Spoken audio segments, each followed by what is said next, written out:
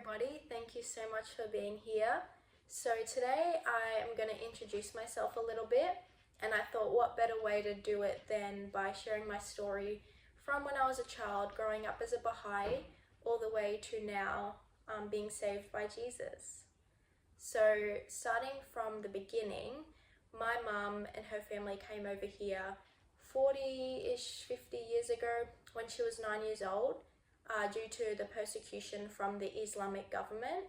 They were Baha'is, and like other Baha'is, experiencing persecution, discrimination, not allowed to work, go to school, basically have basic human rights. So they were trying to get out. There's more to that story, but basically they left when she was 9, and so fast forward to now, they're here. But when my mum had me, my dad was never a Bahai, but she was still a Bahai. And basically from when I was a baby, as a child, I attended the children classes, all the little groups. That was like my upbringing. Everyone I knew was from the faith. It was a really beautiful upbringing. It was a great childhood. You know, the faith just basically taught me like kindness and all the virtues. And so, yeah, it was really nice. And as I grew older, let's say beginning of high school, I did start to think for myself, and I did follow my family in the faith. But I also had my own research. I attended camps, children's classes still, youth groups. When I was in high school, I feel like we all kind of have a phase or like a stage where it wasn't super rebellious, but it was more so, like for me, I feel like it was rebellious, some questionable decisions, but like I always believed in God. I always did. But because the Bahai Faith is more versatile, so essentially it's the belief of the progressive revelation, oneness of all religions. So I was like, I kind of believed in manifestation at the time because it was very trending, and I was like, oh yeah, like I'll just use some crystals and it's a part of God. And I basically did some things that weren't like godly. So I just, like listening to music that's like has swear words in it, swearing and all that stuff, the typical stuff. But I always believed in God, but I guess I wasn't grounded in faith at all. I was just kind of believing and following. But I, tidied myself up a bit when I grew about 15, because that's when I decided I was gonna sign and become a member of the faith. So in the Bahai Faith, you don't technically become a member until you're 15, which is the age of making that decision, and that's when you start doing all the activities like fasting, the obligatory prayers, so all that stuff. But when I was a little bit younger than that, during the time before and then when I became a Bahai, and when I was a Bahai for a few years in my teenage years, my granddad had passed away. So I was really suffering with health anxiety because he did die of a heart attack. And so I was like, oh my goodness, I'm gonna have a heart attack. It really affected me. Like my grief was just anxiety. I couldn't sleep some nights. I actually dreaded going to bed because I'm like, I don't want to sleep because what if I die in my sleep? It was so bad. It was so bad. And obviously I was scared of death. And like as a Bahai, a lot of things, like they do have the answer, but it wasn't like 100% like this is what we believe this, because obviously it was kind of a basis of many religions. I can expand more on the faith, and I might in future videos make videos on like topics in the Bahai Faith, comparing them to Christianity. So if you want to see that, let me know, but I'll go more in depth when I do that. So yeah,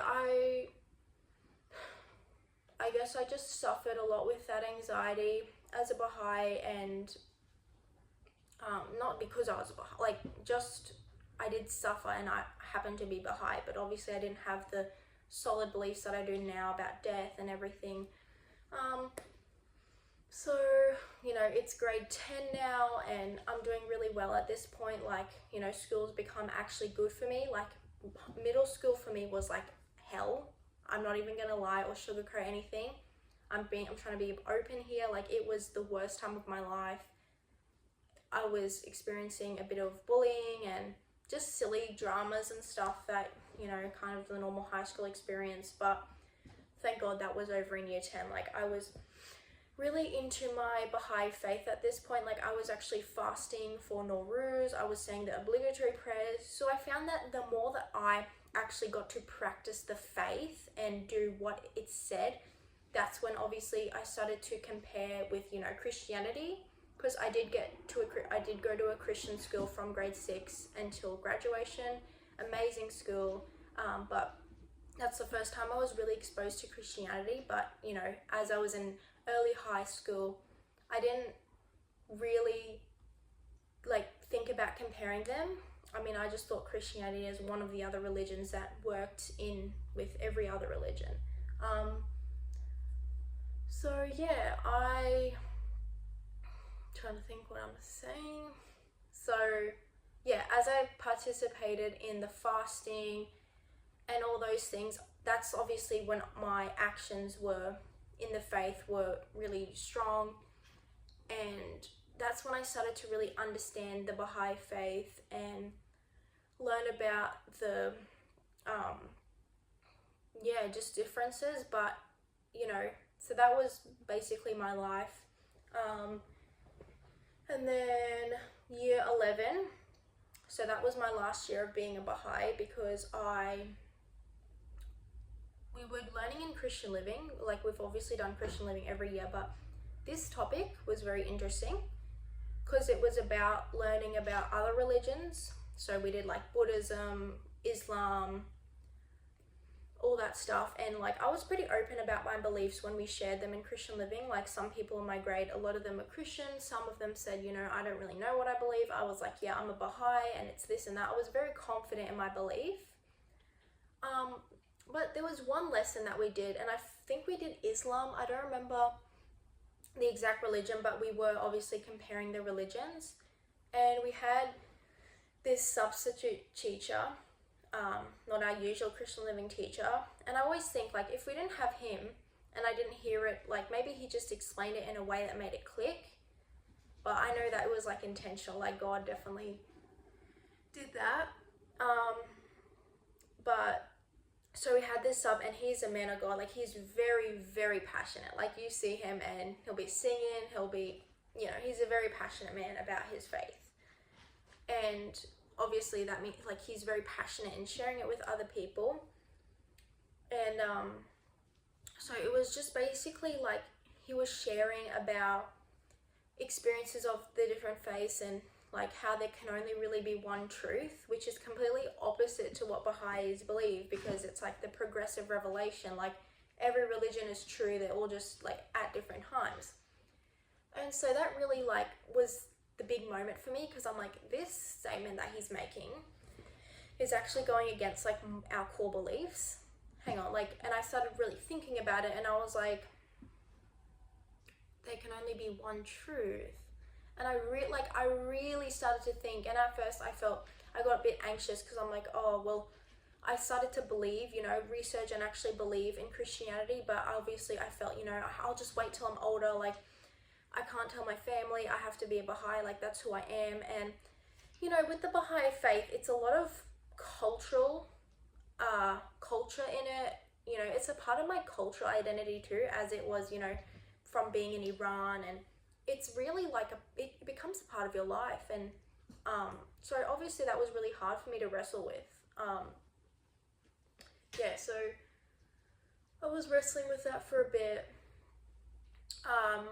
and so eventually I was like, I can't take this anymore, like, I'm just gonna go for it. I'm gonna, you know, accept Jesus as my Lord and Savior. And at this point I did tell my one friend at school, it was just a random lunchtime, and I was like, I want to be Christian. And she was like, it was so relieving to get off my chest. And then I told another teacher that has been really supportive and really listened to, you know, when I shared my beliefs. She was very respectful, and, you know, I was very happy to tell someone. Obviously, I was really scared to tell my family. I don't really remember actually the order and who I told, but I know that I told my mom, and she was obviously she would always like respect me. You know, she didn't say, oh, you know, you can't.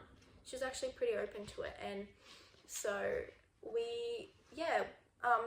that's basically the story from, you know, now that I'm a Christian. And so from there, we slowly started to like attend church, and slowly but surely that became my life.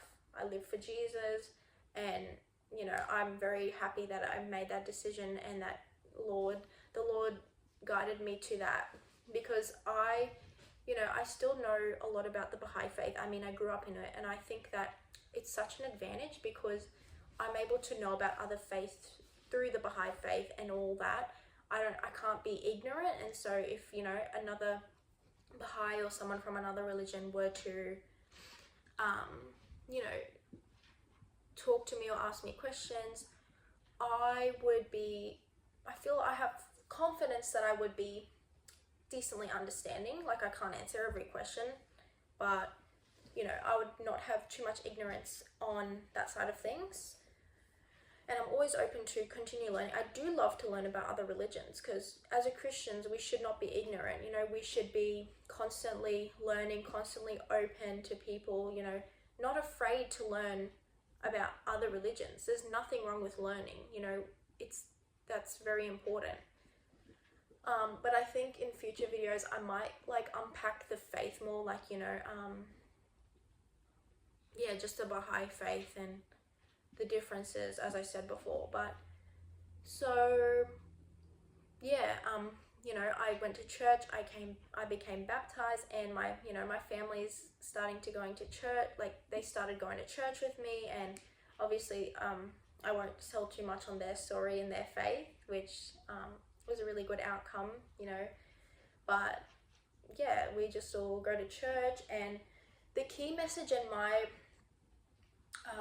testimony is obviously make disciples, because that was Jesus's last command, and that's how, you know, from me, my family, you know, making disciples. And that you know, be a vessel for God wherever you are. Someone's not Christian, you're Christian. Be that vessel that draws them through the Holy Spirit. Be that vessel. So I'm not gonna lie, it doesn't end there. So this in year 11, so I think when we were applying for a school missions trip, first mission trip since COVID or before that, our school was making a trip to Samoa, and I applied for that trip and got in, and I think by the time that like we got accepted, I became Christian. So it was perfect timing. Like, oh my goodness, I'm going on a mission trip as a Christian. I've always had that on my heart, even before, even when I was a Bahai. I've always had like missions in my heart for some reason, but like seeing God answer that and like his timing unravel it was just amazing. And it was really amazing to be in a part of my testimony. So, you know, now it was year 12, and that was my first full year as a Christian, and it was really exciting to have that year and, you know, live for Jesus and have that experience knowing that Jesus is Lord. And so when we were in Samoa, you just honestly, like, the presence of God there, it's like God is present everywhere, but something about there is just amazing. It's powerful because like 98% of them people there are Christian or come from Christian families. And so, you know, everyone's proud of their faith. Well, not everyone, I can't speak for everyone, but a lot of people there are so proud of their faith, you know, churches everywhere, and it was beautiful to see. And funny enough, there's actually a Bahai temple in Samoa, which I haven't seen. I mean, I've seen, but I think I might visit next time I'm there, and that would be really interesting. So it was kind of good because I think when I shared my testimony in Samoa, a lot of them probably do know about the Bahai Faith just because there's a little aspect of it in their country. And yeah, so basically God also led me to come back this year, which I'm going soon, and I'll be sure to film that and film my experience there for a month. And yeah, it's just so amazing how the Lord does a 360 in our lives. But to also get a little personal, on that trip last year in June, July, so obviously we were meeting a lot of people our age, with youth, with schools, and it was a really beautiful time. Like I have made so many friends, and I'm very grateful for those relationships. But this is kind of embarrassing, but I kind of ended up talking to a guy from like the school there. Yeah, so we ended up talking, and like, you know, basically without sharing too much, it was like we kind of, well, I thought he would be the one because of, you know, because I thought, oh, this is a mission trip. I definitely met my husband. Like, oh my goodness, all the signs are happening. And, you know, a few things did happen. Like when I was comparing it to like a Netflix movie, I was like, oh my goodness, like this is a sign because this, and it's a mission trip. And at the time too, even though I surrendered my life to Jesus, we're not perfect, okay? So I had a lot of growth to do. And so basically I was suffering with, I just kind of gotten over literally another crush of mine, but I was basing my happiness, I was like, okay, if I just get a boyfriend, I'll be all good. But yeah, that was definitely, that happened, and I was so, like, he ghosted me, and I was so heartbroken. I don't know, like, I'm a kind of a lover girl, so if I like a guy, and I will only like him to marry him, because obviously that's my belief, you know, date to marry. And obviously that's why I go all in. I'm not just gonna date you for fun, you know. So it did take me months to heal. It was terrible. It was really painful. I'm not gonna lie. It was like probably the most painful thing ever. No, but I was probably a bit dramatic, but oh well. So I'm very grateful it happened, because if I grew so much closer to Jesus after that. Like, I was so heartbroken. I was just leaning on Jesus. I was leaning on the Lord. You know, when we're weak, the Lord is strong. And yeah, I did realize, hang on, I really based my happiness. I had too much of a desire, more than Jesus desired a relationship. So it took a lot of growth, a lot of prayer, a lot of, you know, just time. But I do now, obviously I definitely desire marriage, 100%, like, you know, Lord, when's it my turn? But, and, you know, a family. But like anything, I pray about the desire. I look forward to it. I have a healthy desire, but first I seek God, and I know that, you know, if I do that, everything else will fall into place. And instead of constantly thinking about a husband, a relationship, I'm very open to that, of course, 100% open to that. But now I'm just like, you know, Lord, my desire for you is bigger than that. And if I even see my desire going this way, away from God, I'll like immediately just say no, you know. I feel so much more at peace because I'm not desiring it above Jesus. Like, the desire is not taking control. And I'm looking forward to getting married in the future, you know, all that. Like anything, I'm looking forward to all that God has, but him first, because without him, that is not going to happen. And a little thing that I've heard from one of my church friends. So let's say you're here and your husband, or vice versa, you and your wife. So you're both like seeking God. So God, you know, you go closer and closer to God, and as you seek God, you meet each other in the middle. That's just like a little analogy, which I always think about, and that really helped. So I hope that helps someone. So this testimony definitely didn't stop when I became a Christian. Like, as you see, I learned so much even after that on that trip, and I will learn so much more in the future and constantly, you know, because Jesus has unlimited knowledge, and we're just, you know, we can never stop learning more about him. And I just want you guys to be encouraged that your testimony isn't just like a one-time event, or, you know, if you never really became a Christian, like you always grew up as a Christian, it's not, your testimony doesn't just have to be this happened and this happened. No, it's all the little things that has grown you and strengthened you, and it really never ends. Like, this testimony is just a little snippet of what has happened in my story so far. And you know, I try to go in depth without like going too much in depth and like losing track, but I hope you guys get the point. So, you know, I will continue to grow, and I know that God has many more lessons. And another reminder, go make disciples, be a vessel. And I hope that anyone that is watching this, you know, maybe you relate, or maybe it's helped someone to feel confident and, you know that, you know, Jesus is waiting for you. You know, nothing in your past, nothing now is compared to the love that God has for you. And if you're, you know, thinking, oh, well, I don't know what will happen. I thought the same, and now my whole family is like coming to church with me. So you just never know.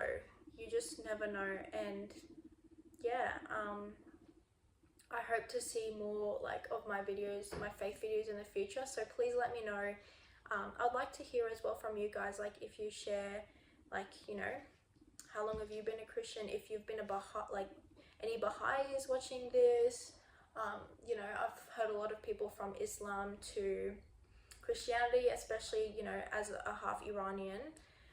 You know, Iran in this day, they're having a Jesus revolution, and it's so amazing to see all the Lord's work unpack in all parts of the world. And I could talk a lot about this, to be honest, but I'm gonna end the video now, and hopefully just that was clear. I hope everyone, you know, understood the message. And yeah, thank you so much for watching.